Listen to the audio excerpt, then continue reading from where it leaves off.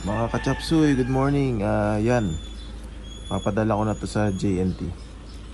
Sir Alec, congratulations. Yan,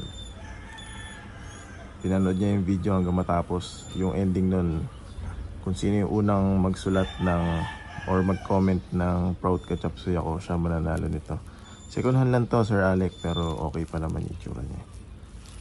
Yan. Congratulations po ulit. Salamat sa panonood palagi.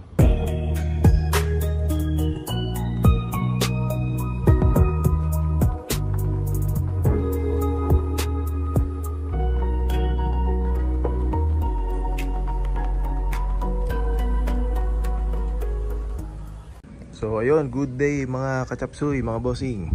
Yan, another vlog tayo. So ano pang gagawin ko ngayon? Try nating dagdagan ng konting mga urig-urig parts tong Civic. Bali, itong Momo Modena na nabili ko sa Japan. Ito, March 1999. So period correct yan. Sold na to sa sarili ko. Tapos ako na bibili niyan. Tapos itong Mitsuba na Ultrahorn, ultrasonic. Yan. Nung nadinig ko yung sound check niya, actually binili ko talaga to para sa sarili ko eh. Hindi ko naiisip ba't naisipan ko ba siyang ibenta. Pero yan, kakapit na rin natin yan para palitan na natin yung busina na Pia horn na halagang 500 yata yun o 450 pesos. Kung napapanood nyo yung dati kong vlog, ganito yung tunog noon ha, paparinig ko ha.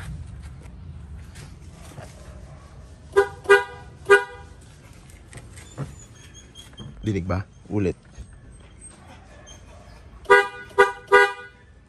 Yan. Papalitan natin ngayon yan ng ultrasonic. Yan, hindi ko alam kung matatapos ko lahat. Pero itatry ko. Unahin natin yung pinakamadali. Tapos ito, palitan natin ng reserve tank, ng coolant reserve tank. Ito galing to kay Sir JT Auto Parts, James Teodoro. Pag may mga kailangan kayong urig na pyesa sa kanya. So ito yung part number ng reserve tank. Yan, share ko na para ma-search nyo rin. Message nyo lang si Sir JT. Tapos ito yung mga ano nun, hose. Yan, ito yung mas mahaba sa radiator yan. Itong mas maiksi, ito yung nandito sa loob. Yan dyan. Tapos ano pa ba? Ito. Kasi ang nakakabit sa akin is itong made in Taiwan. Although okay naman siya, pero yun nga, sabi ko nga sa vlog ko, dagdagan natin yung mga urig-urig natin. Simulan natin gawing medyo maraming urig-urig yung kotse. Tapos ano pa ba?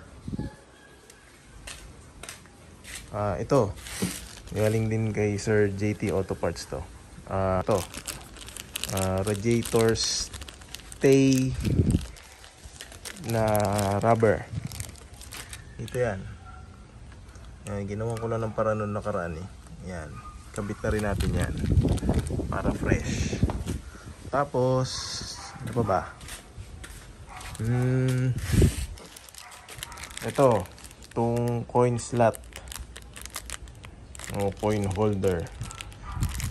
Mga boss, ito kay Sir JT Auto Parts dito. Yun, follow nyo siya sa Facebook or ipa-flash ko lang dito. Honda Parts PH. Ayan. Sa kanya yung pula na EK na nireview natin dati. Dito yan, dito sa sampayan. Dito, yan. Ano lang, dagdag abubot lang.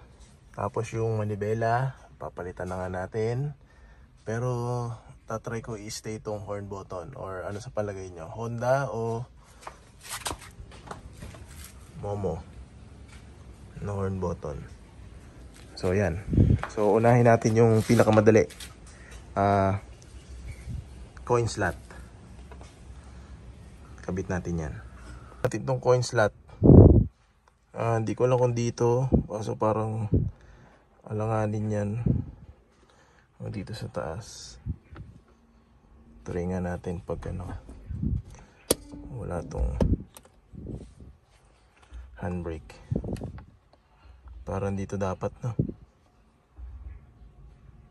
Try natin tanggalin. Hirap mag video eh. Tutulak lang naman yan. Ayun, bilis lang. Diba? Tapos ipupush mo lang to.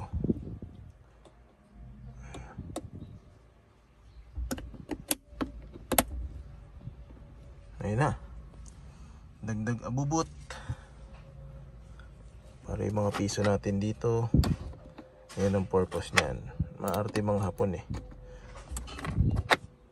Diba? Para pag magto-toll gate ka, although naka ano na tayo eh, ETC auto sweep. Ayan, yan ang purpose niyan. Okay, handbrake na natin. Let's release.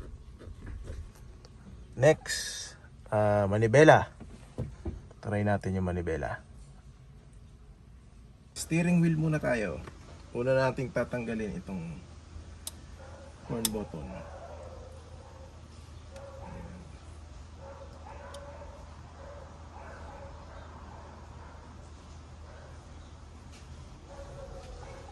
Honda number 1. Itong mga bolts, umorder na ako sa Shopee ng titanium bolts. Hindi pa lang dumarating. Papalitan ko na lang pagka ano, once dumating na. Kasi ngayon stainless lang to eh. Tapos round siya. Gusto ko yung flat.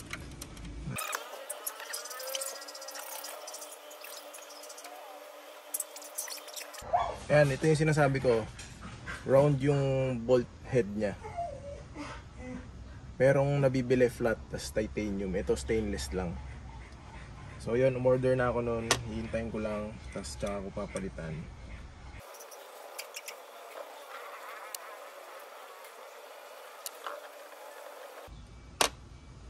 So ayan, tanggal na. Tapos ito mga boss, bali itong gamit ko boss, literal na boss kit.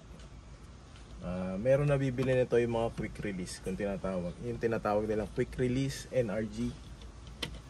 Yun, pero wala pa tayong pambili nun. So stick muna tayo kung ano yung nakakabit.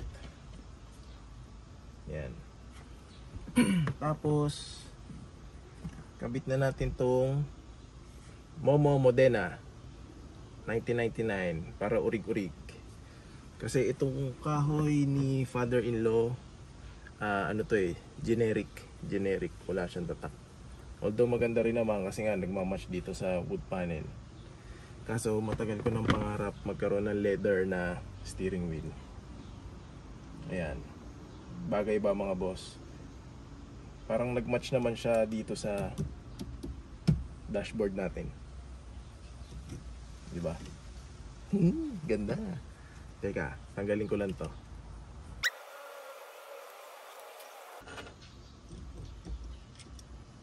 Sold sa sarili ang Modena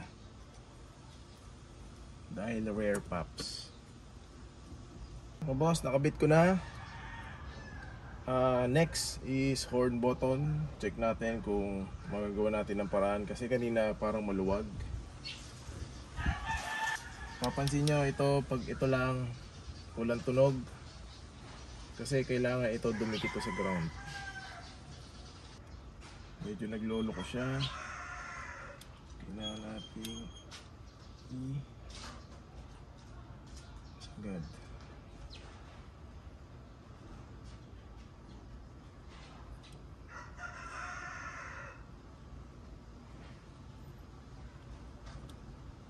Yan.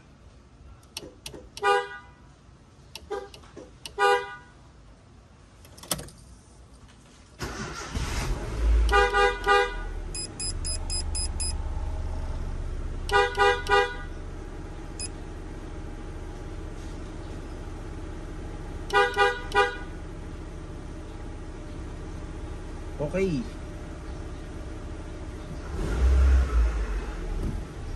baka ma-drain ang battery ko. Kaya ini-start ko. Nakakatakot na mahal.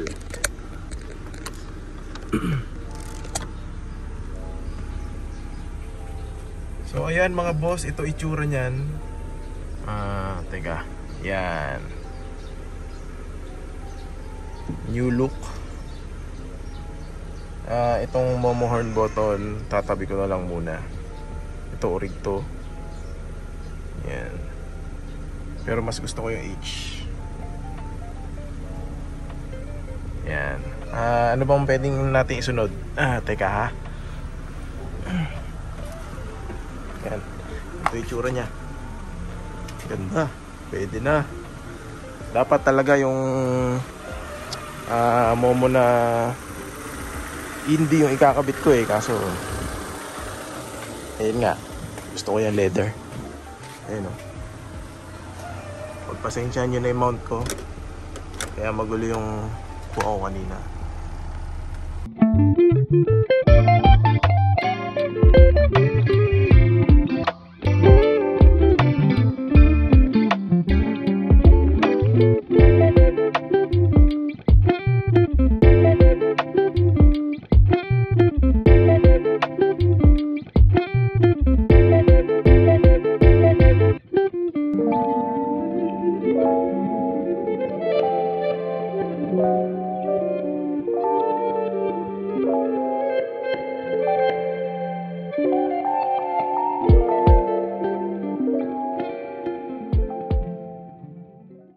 At yun nga pala, habol lang.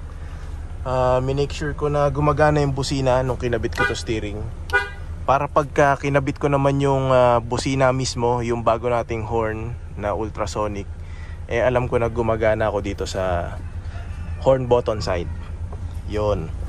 Okay, doon na tayo sa radiator stay.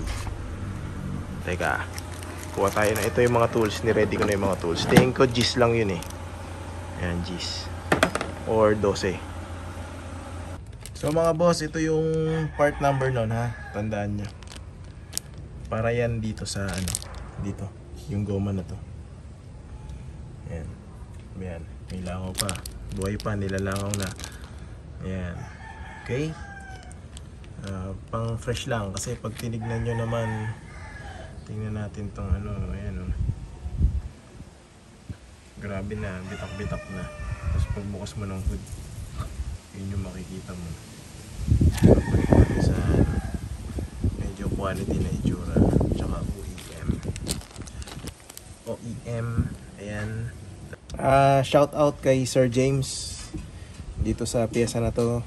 Yun nga, pagka kailangan nyo ng mga original na Honda parts, hanapin nyo lang si Sir James Teodoro, kaya man na JT Auto Parts and Honda Parts PH.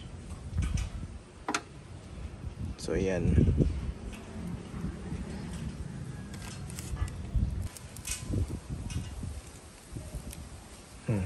Bibitak-bitak na.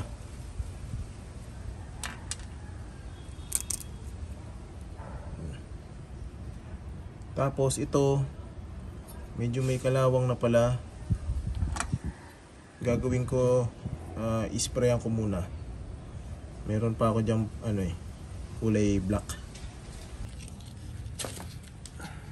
Liha.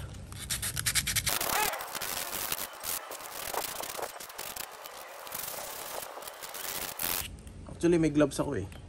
Gloves nga muna tayo para safe. Ayan mga boss, alam nyo pinakamabisa dito sa Kalawang, ito Torco Rust Converter. Papahiran lang natin yan. Tapos para mawala yung mga kalakalawang na yan, kaysa magpagod tayong magliha, diba?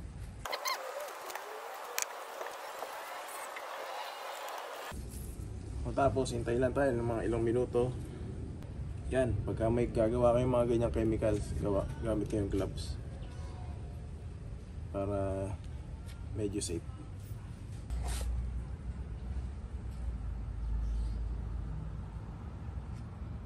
So habang hinihintay natin maluto yung kalawang niyan, ito ito na yung reserve reserve tank. Bali ito, dito mo lang din na maisusuksok yan. Ayan. Ang maganda lang dito, pag ito yung kinabit, wala nang play. Minimal yung play niya. Ayan, ganyan na magiging itsura niyan. Diba? Pero, ayan, pagka inano ko, wala siyang galaw. Ayan, kita ba?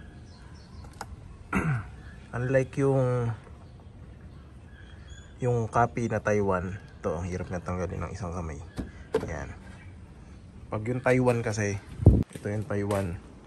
Gano'n ko lang nabili to, parang 700 pesos yata. Kasama ng mga hose. Ayan, pag kinabit mo to sa Taiwan, ayan, kitang kita galaw nyan. Pero yun lang naman yun. Ayan. Kaya, pero yung purpose niya, nakakakuha pa rin naman siya ng coolant. So yun, nagdadalawang isip ako kung ikakabit ko ba yun. Kasi sayang gumagana pa naman to diba? Yan. So yun, ito hindi ko alam kung ikakabit ko pa. Tatabi ko na lang muna. Nakakahinayang. Gumagana pa naman tong yun lang naman ang silbi niyan. Ayun. Tapos ito, balik tayo dito. Mga boss, habang hinihintay ko pa rin yan, segue muna tayo dito sa Mitsuba na ikakabit ko. Bali, ito nga yung ultrasonic. Tatap ko lang to.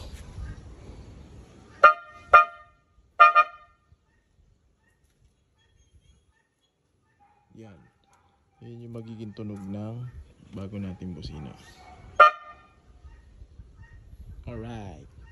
Umorder ako nung nung parang electrical tape na pang balot dito.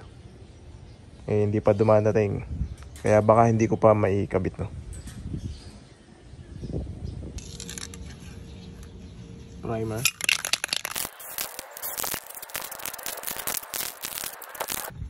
Yan. Good enough.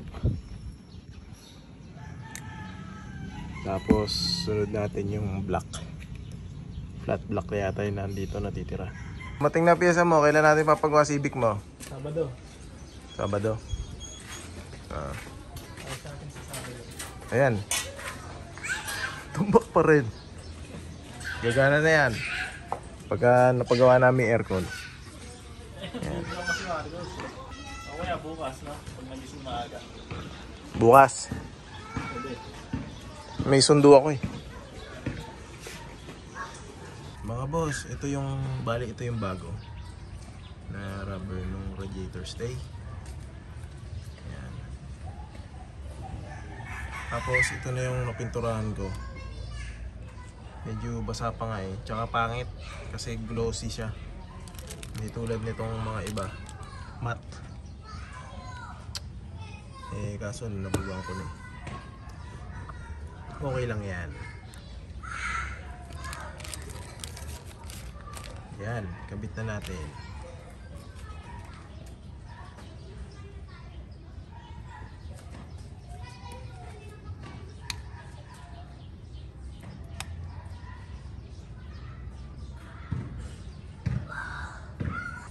Uy, pwede.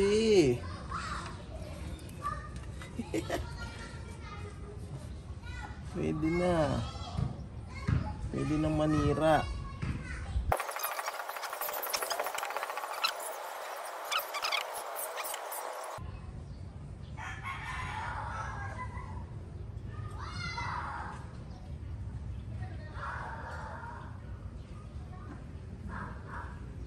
Uy, glossy. Ayan mga boss, idol, kachapsuy. Ang kintab niyan. Compared dito sa mga iba na matte black. Glossy pala yun. Hindi siya matte. Pero yun lang kasi natira kong pintura. Pwede na yan. Tapos ito, pag-isipan ko pa ako ikakabit ko. Nangihinayang ako dito Gumagana ko Pero ito at least fresh na yung rubber natin. So, ito yung dati na barag-barag na. Alright, to be continue yung busina at yung busina na lang, no? Busina na lang. Kasi hinihintay ko pa yung pambalot ng harness. Ayun. God bless sa ating lahat at lagi po tayo mag-iingat. Bye mga ka-chapsuey. Boss, ito naman yung Momo option. Yan, sinampol ko lang ha. May itsura niyan sa Honda natin. Yan. Tapos try ko na rin yung Momo Indie. Para lang makita niyo yung itsura niyan kung sakaling gusto niyo ako i-message. Mga boss, ito naman yung Momo Indie pag nakakabit na sa Honda. Yan, tinry lang din namin yan. Merong may gusto. Ito itsura niya sa Civic natin. Yan. So may option kayo. Yung isa Momo option na Orig. Tsaka ito Momo Indie naman, old school. Pero yung Modena not for sale na yan.